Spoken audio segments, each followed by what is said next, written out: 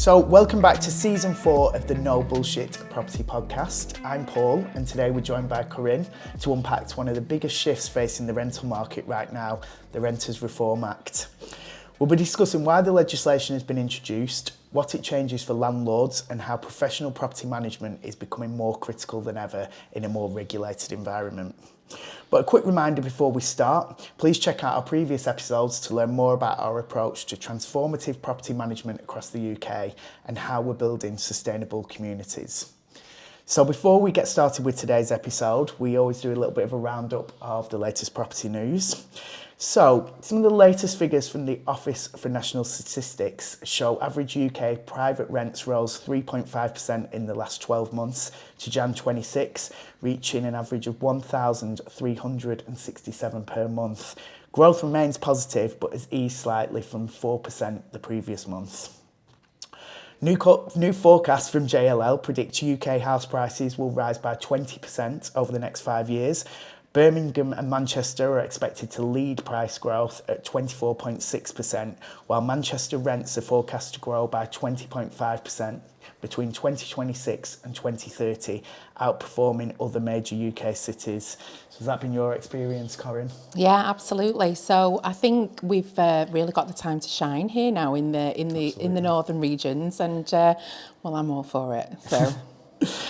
Total build-to-rent investment rose 21% to 1.1 billion, with multifamily in the Big Six proving more resilient than other parts of the country.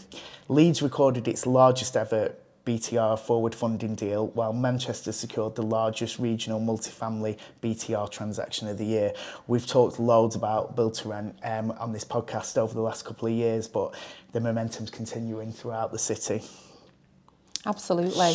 So, moving on to today's episode, welcome Corinne. Thank you. We'll start off if you want to tell us a bit about your background and how you've found yourself here. Yeah, so I've had a good solid 16, 17 years within the sector now. Sort of just ended up in a really general sort of lettings negotiator role all those years ago, and from then I was invited by, at that time, a colleague of mine to sort of open up our own lettings and management company. From then we sort of built and grew into two sort of really solid branches, one in the city centre and then one in North Manchester. So we've had a really good run at it. We've got a lovely portfolio which I very much sort of take pride in looking after now.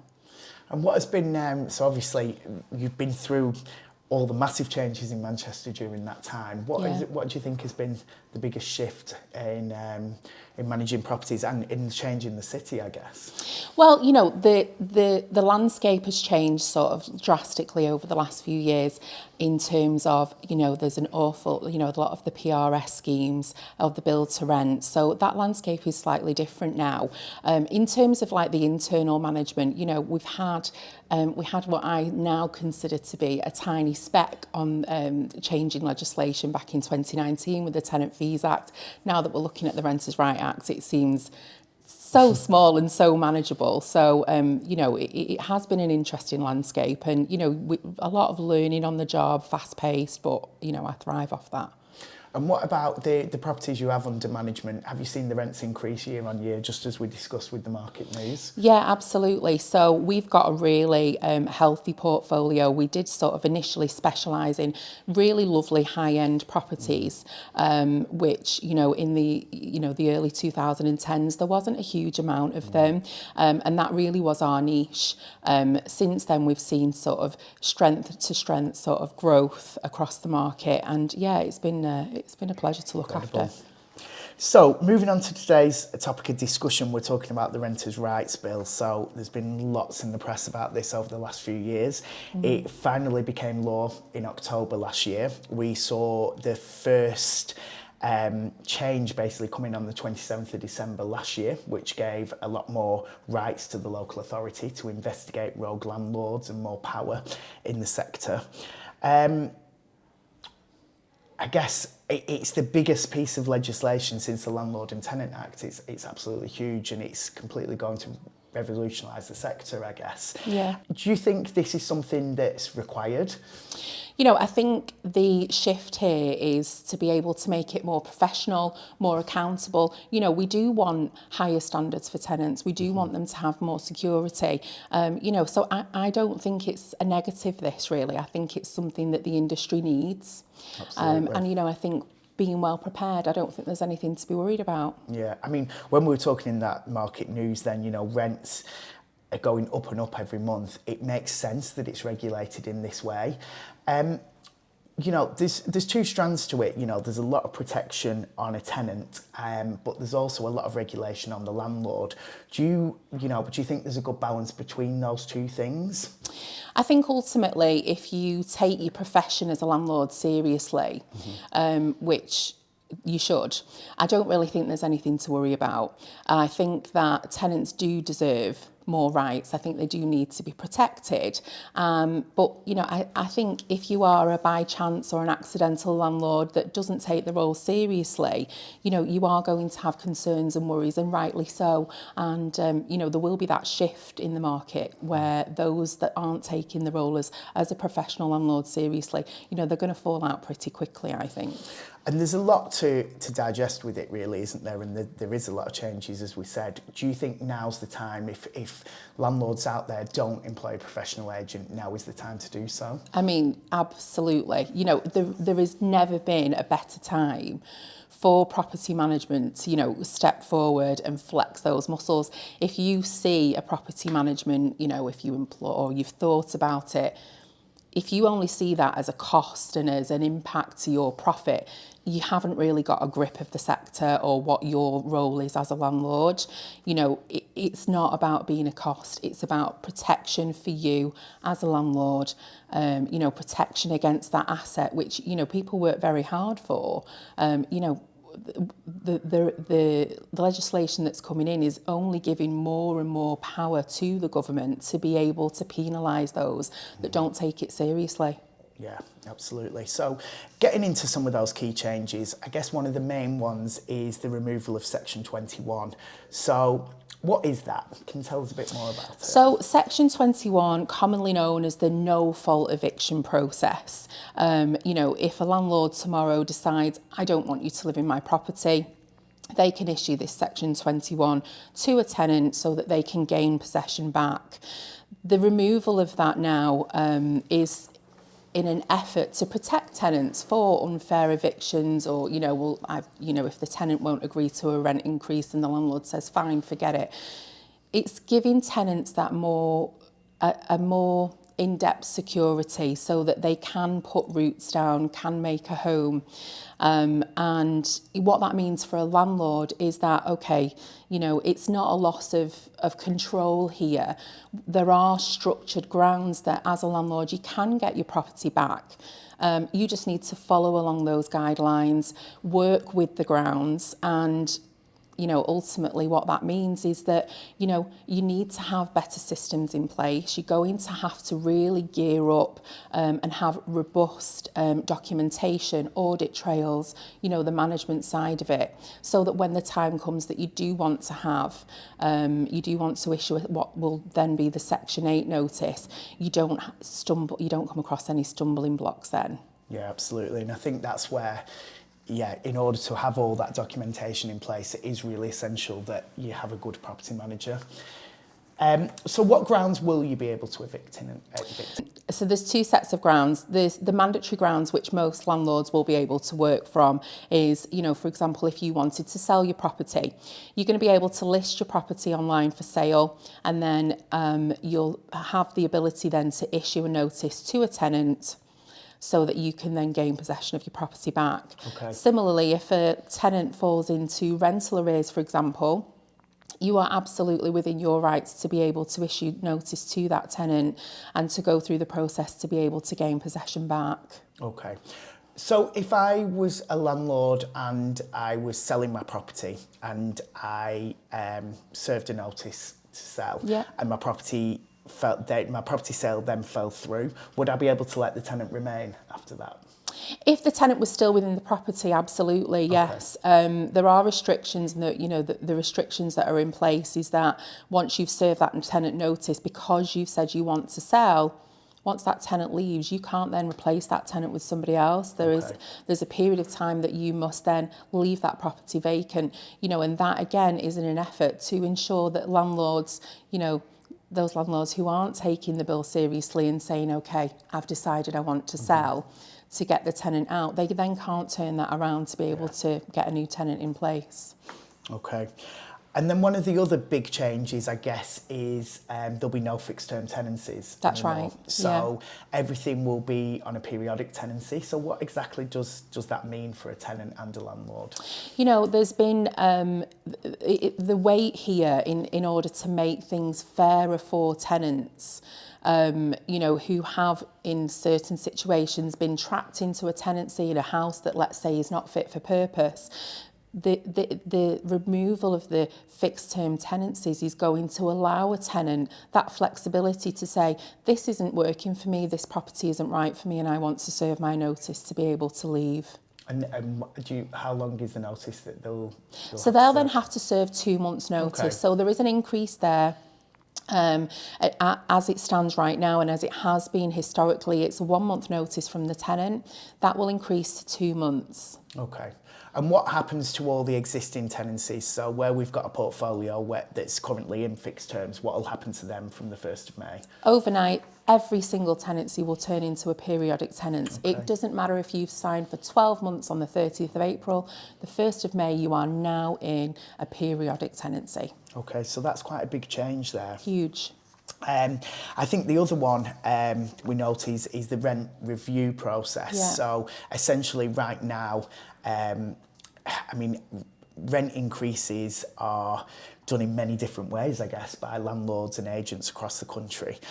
This will kind of formalise the way in that can be done, is that right? That's right, yes. So it's going to, anything that's written in contractually in your, what is now an assured short hold tenancy, to say we can increase your rent by this amount every year, that's gone. You will, as a landlord, have the right to increase your rent once a year, but what that has to be backed up with is statistics, comparables, so that you can say to your tenant, we've done the research, this is what we feel is a fair increase on your tenancy, here's what we're going to be increasing by. So as a landlord, you'll need quite a good knowledge, really, of the current market. Absolutely huge. And, it's got to be backed by real stats. It can't be, what you feel or, you're going to have a really tangible line of documentation to be able to say, here's what we're asking for and here's the reasons why. Okay, and will tenants be able to dispute that? Absolutely, they'll be able to challenge that. And, if you decide as a tenant, I don't think this is fair, what they'll then be able to do is to take it to what's called the first tier tribunal, which is a body that will govern and will decide whether or not that rent increase is actually relevant and fair. Okay, interesting. There's a few those are just some of the larger things in the bill, but essentially there's quite a few other points. One of them being tenants will have the ability to be able to request pets. Correct. So that's quite a big change and something that's been talked about a lot, and I know just living in Manchester here, the amount of pets now in apartments and leasehold property, and with a lot more people staying in the city centre, they want to have pets. What will change there for a landlord? So for a landlord, you're not going to be able to deny somebody, just because you've decided that your sofas and your carpets are gorgeous and you don't want a pet. What you're going to have to do as a landlord is you're going to have to make sure you've got the correct insurance in place. Okay. This line of a blanket no won't be acceptable. There will be times where if there are real true reasons that a pet isn't suitable, if you've got a Great Dane and you're living in a studio apartment, with two, it's just not going to work. But as a landlord, you've got to be able to prove that if you're going to take the step to deny that, you better have your ducks in a row, because if that is then challenged by the tenant and taken to a higher body, you're going to be penalised. Okay.